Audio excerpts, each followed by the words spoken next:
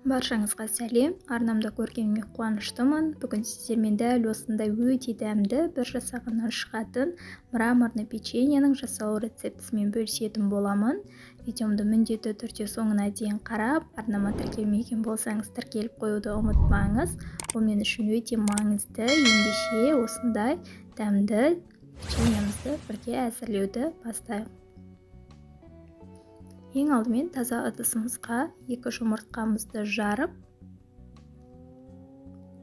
және де оның үстіне шекерімізді салып, венчиктің көмегімен немесе миксердің көмегімен жақсылап араластырып алатын боламыз.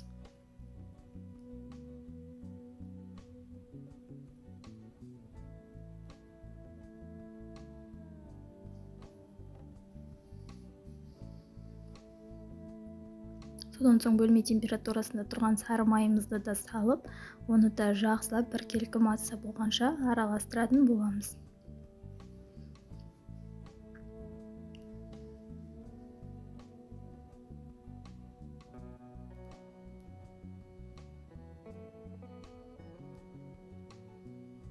Көріп тұрғандарыңыздай массамыз дайын болды.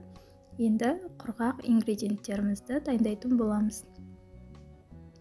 Алдын ала елеп дайындап алған ұнымыздың үстінен електен өткізілген какаомызды салып, және де жарты шай қасық қопсытқышымызды салып, барлығын біріккенше жақсылап араластыратын боламыз. Көріп тұрғандарыңыздай құрғақ массаларымыз да дайын болды.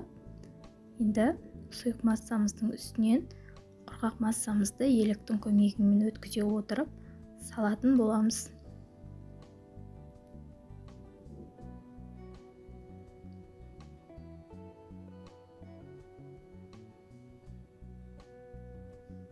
Қасықтың немесе лопатканың көмегімен осылай араластырып отыратын боламыз.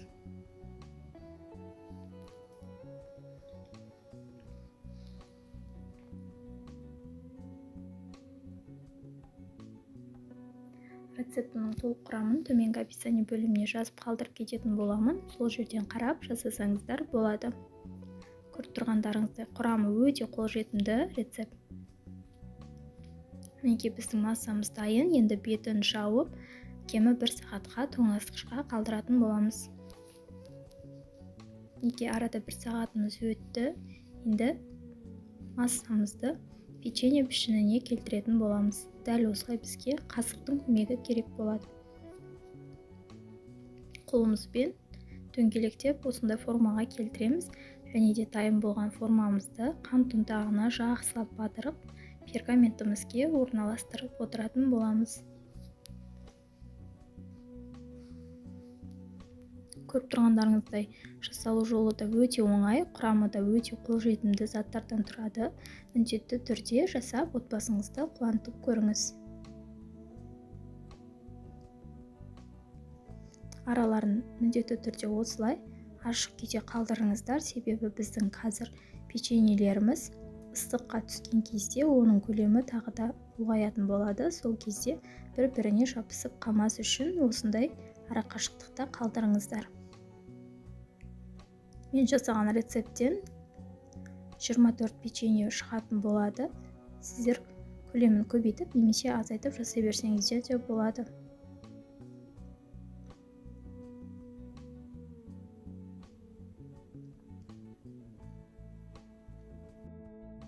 Барлығы дайын, енді қызып тұрған пешімізде 180 градуста пісіріп алатын боламыз. Печеньеларымыз пісіп шықты, көріп тұрғандарыңыздай өте үлкен, жақсы болып көтеріліп шыққан. Міндетті түрде жасап көріңіздер, ас болсын. Достар, видеомды соңына дейін көргендеріңіз үшін рахмет. Сіздермен болған Ариана. Видео ұнаса міндетті түрде лайк басып, комментарий қалдырып, және де арнамда жаңа көрермен болсаңыз тіркеліп, жанында тұрған қоңыраушаның белгісін басып қоюды ұмытпаңыз. Сол кезде сіздер менің алдағы жаңа рецепттерімді алғашқылардың бірі болып көретін боласыздар. Келесі кездескенше сау болыңыздар.